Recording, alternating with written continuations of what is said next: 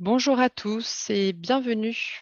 Je vais vous donner les clés aujourd'hui pour comprendre ce que ProSanté Connect peut changer dans votre quotidien. Donc moi, je suis Alice, je suis chef de projet déploiement au GCS Thesis et ça fait bientôt maintenant 2 ans que j'accompagne les professionnels de santé dans la prise en main du numérique à distance et en présentiel. Et aujourd'hui, je suis accompagnée de Aurélien. Bonjour à tous, effectivement, je m'appelle Aurélien, je suis également chef de projet en déploiement pour le compte du GCS Thesis et j'ai le plaisir d'accompagner Alice pour ce webinaire. Alors, le Thesis, le GCS Thesis se développe sur La Réunion depuis une vingtaine d'années.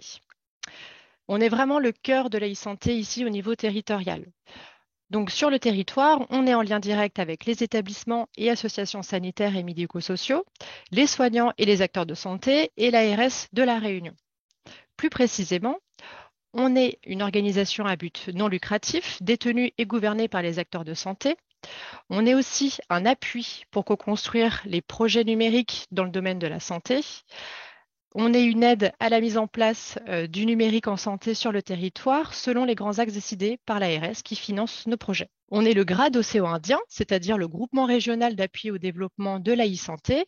Il en existe un par région rattaché à chaque ARS. Et nos principaux interlocuteurs sont l'ANS, qui est donc l'agence du ministère de la Santé dédiée au numérique, l'ARS de la Réunion, l'assurance maladie et les représentants des professionnels de santé tels que les ordres et les URPS.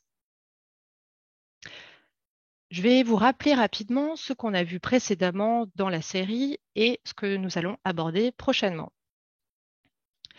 Dans un tout premier épisode, enfin deuxième épisode, après avoir abordé vraiment les bases, les notions de base de la e-santé, on a parlé du service Mon Espace Santé et du DMP. Vous pouvez accéder au replay de tous ces webinaires déjà passés dans un lien qu'on vous enverra à la fin. Il y a 15 jours, on vous parlait de la messagerie sécurisée de santé. Aujourd'hui, on aborde ProSanté Connect et dans 15 jours, le 2 juin, on bouclera la série avec l'identité nationale de santé. Je vais vous présenter les grandes lignes donc, de ce que nous allons aborder aujourd'hui sur ProSanté Connect. Tout d'abord, je vais vous parler de cet outil au sein de la stratégie nationale. Ensuite, on abordera des exemples concrets pour vous montrer comment utiliser ProSanté Connect dans votre quotidien. Et on finira par mettre en lumière quelques indicateurs d'usage au niveau national, mais aussi ici à La Réunion. Voilà, maintenant qu'on a fait connaissance, je vais laisser la parole à Aurélien. Il va vous parler de la stratégie nationale, du coup, dans laquelle s'inscrit le projet ProSanté Connect. Hop, merci Alice. Donc, avant de vous parler de Pro Santé Connect, il me paraît important de revenir sur des notions de base. On a vu lors du tout premier webinaire qui était animé par Alice, la définition de données sensibles. Pour rappel, la CNIL les définit comme des informations qui révèlent la prétendue origine raciale ou ethnique, les opinions politiques, les convictions religieuses, les données génétiques, les données biométriques, les données concernant la santé, la vie ou l'orientation sexuelle d'une personne physique. Je vous rappelle également que parmi ces données, les données de santé sont particulières parce qu'à la différence des autres données sensibles, leur partage sauve des vies. La CNIL précise que la donnée de santé est définie par le règlement européen. Cette notion recouvre non seulement l'ensemble des données collectées et produites dans le cadre du parcours de soins, mais aussi celles qui, détenues par d'autres acteurs, constituent une information sur l'état de santé de la personne. Le Code de santé publique, quant à lui, précise qu'il est de votre responsabilité en tant que professionnel de santé de protéger l'échange de données de santé. On doit donc trouver des moyens de les partager tout en les protégeant. Et ça, c'est possible grâce au numérique en santé. Partager la bonne information du bon patient avec le bon professionnel dans un échange sécurisé, elle est là, la mission du numérique en santé. L'accès à ces données de santé doit garantir la confidentialité de ces informations. Symbolisée par la zone bleue que vous pouvez apercevoir sur votre écran, c'est l'espace de confiance. C'est une forteresse numérique, pour reprendre une image qui nous est chère.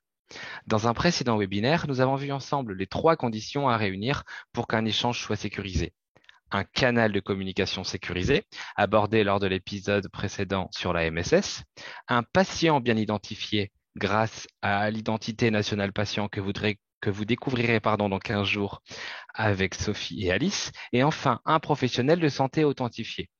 On peut donc légitimement se poser la question suivante. Quelles sont les clés qui vous permettent de débloquer le pont-levis afin d'accéder à cette forteresse numérique? Comme vous l'avez sûrement vécu dans votre expérience de professionnel de santé, vous avez régulièrement à vous identifier sur plusieurs services à l'aide de différents mots de passe ou de différents identifiants. Se posent alors deux problèmes. Soit vous utilisez toujours le même mot de passe partout, soit vous avez un identifiant différent pour chaque service. Dans les deux cas, ce n'est ni sécurisé ni pratique, car, et cela arrive malheureusement souvent, les risques sont importants, aussi bien l'usurpation d'identité que le risque de piratage de vos données. Alors, comment garantir cette sécurité d'accès aux données de santé?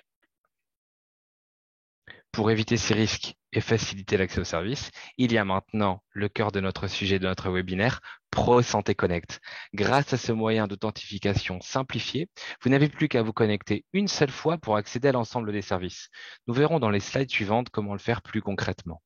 Pro Santé Connect, pour votre information, s'appuie sur les informations contenues dans l'annuaire des professionnels de santé. Obligatoire à partir de 2023, Pro Santé Connect représente donc pour tous les professionnels de santé un moyen d'identification simple, sécurisé et unifié. Il existe deux moyens différents pour vous authentifier via Pro Santé Connect. Le premier, c'est avec votre carte CPS physique branchée à votre ordinateur via votre lecteur de CPS. La seconde, c'est la iCPS, qui en est sa version dématérialisée sous forme d'application mobile à télécharger. Pour votre information, les professions à ordre ou les professions réglementées peuvent bénéficier des deux modalités de connexion, alors que les professions à rôle, eux, n'ont accès qu'à la iCPS. Par profession à rôle, nous entendons principalement les acteurs du médico-social. Maintenant que nous avons vu la stratégie nationale, je vous propose de parler maintenant d'exemples concrets qui illustrent les situations du quotidien dans le fonctionnement et l'utilisation de Pro Santé Connect. En pratique, et dans votre quotidien, voilà comment pouvoir vous connecter à votre service de santé souhaité, comme le DMP, votre messagerie sécurisée de santé, avec votre carte CPS. Tout d'abord, vous insérez votre carte dans votre lecteur connecté à votre PC. Sur l'interface du service sur lequel vous souhaitez vous connecter, vous repérez le logo Pro Santé Connect. Vous choisissez le mode de connexion par CPS et vous cliquez sur Se connecter. Une pop-up apparaît, une petite fenêtre, pardon. Vous saisissez votre code porteur associé à votre CPS comme vous le faites habituellement et, magie de la technologie, vous êtes connecté. Pour vous connecter à une application ou un service via ProSanté Connect, cette fois avec la iCPS, c'est également très simple. Sur l'interface de l'outil ou de l'application sur laquelle vous souhaitez vous connecter, à nouveau le DMP, le portail OIS Pro ou autre, vous repérez encore et toujours le logo ProSanté Connect avec lequel vous allez devenir familier. Et cette fois, vous choisissez le mode iCPS. Vous saisissez votre identifiant, votre RPPS précédé du chiffre 8, comme dans l'exemple qui est illustré sur votre écran, puis vous cliquez sur Se connecter. Sur votre smartphone, une notification apparaît sur l'application ICPS que vous aurez téléchargée. Elle est disponible aussi bien sur Android que sur Apple. Vous la trouverez dans vos stores sans aucun problème. Vous ouvrez donc votre application ICPS et vous vérifiez que cette notification provient bien de l'application sur laquelle vous souhaitez vous connecter. Si c'est la bonne application, vous validez la connexion en saisissant votre code PIN que vous avez associé à votre ICPS. Et à nouveau, tadam, vous êtes connecté. Pour savoir comment activer votre ICPS, nous vous communiquerons directement une courte vidéo de l'ANS, très bien faite, qui vous expliquera tout cela à la fin de la présentation. Pour votre information, au GCS Thesis, une équipe de 3 personnes dont je fais partie avec Alice, nous vous accompagnons sur toute l'île, aussi bien en présentiel qu'à distance. Pour nous contacter, vous trouverez les coordonnées en fin de présentation ou en bas à gauche de cette slide. Sachez qu'à l'heure actuelle, vous pouvez déjà utiliser Pro Santé Connect depuis de nombreux sites et services. Le DMP, le portail OIS Pro, votre messagerie sécurisée comme Mailist pour en citer une parmi tant d'autres, SaaS, le CIDEP, votre logiciel métier et bien d'autres services très prochainement qui arriveront. Je vous rappelle que Pro Santé Connect deviendra obligatoire dès 2023 et sera généralisé à tout service permettant d'accéder à des données de santé. Maintenant, parlons chiffres. histoire de mettre un peu en lumière ProSanté Connect au niveau national et au niveau de la Réunion. Tout d'abord, au niveau national, plus de 210 000 ICPS ont déjà été activés et utilisés depuis la mise en place de la ICPS. Si on prend l'ensemble des authentifications qui sont faites via ProSanté Connect, aujourd'hui, plus de 60% se font avec une ICPS. Et si on met le focus sur un corps de métier en particulier, plus de 45% des pharmaciens au niveau national ont déjà activé leur ICPS. Et vous? À La Réunion, entre avril 2021 et mars 2022, comme il est indiqué en bas de l'écran, il y a déjà 5 289 médecins qui ont activé leur ICPS.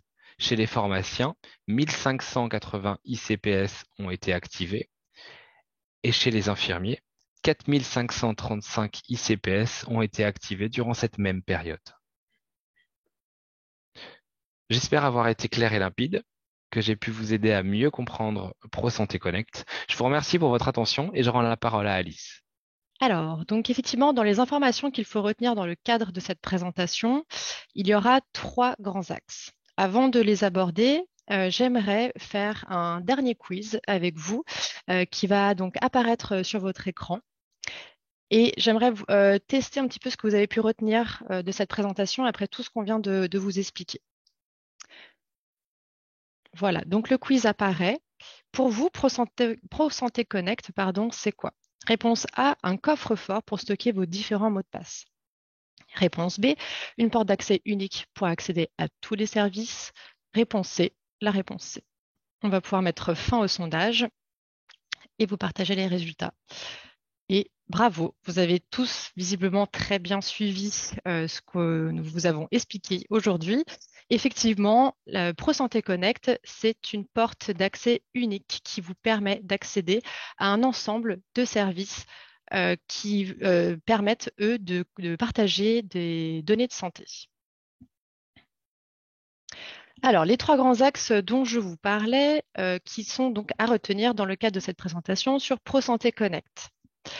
Tout d'abord, ProSanté Connect, c'est une sorte donc de porte d'entrée, comme on vient de le dire, ou une sorte de pont-levis qui vous permet d'accéder à l'espace de confiance qu'on a utilisé sous forme de forteresse sécurisée, réservée aux échanges de données de santé.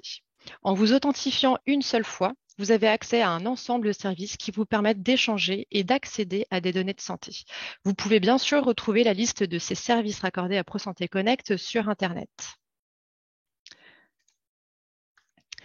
ProSanté Connect, c'est également un moyen de vous authentifier avec soit une carte CPS physique ou alors une carte ou alors une ICPS, pardon, qui est donc la carte CPS mais sous forme d'application mobile. Comme ça, vous êtes connecté donc à tous les services numériques liés à la santé et on vous envoie le tuto de l'ANS, donc de l'Agence du numérique en santé, qui vous montrera, qui vous expliquera simplement comment activer votre ICPS.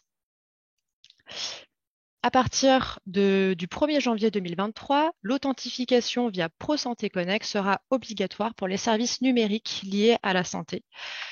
Donc, comme on vous l'a déjà dit dans cette présentation, vous avez quand même moyen de nous contacter, le GCS Thesis, donc l'équipe déploiement du GCS Thesis, pour une demande de formation, que ce soit à distance ou en présentiel. Voilà notre contact, donc c'est le 0800 123 974. Vous pouvez aussi nous contacter par mail à contact@ois.re.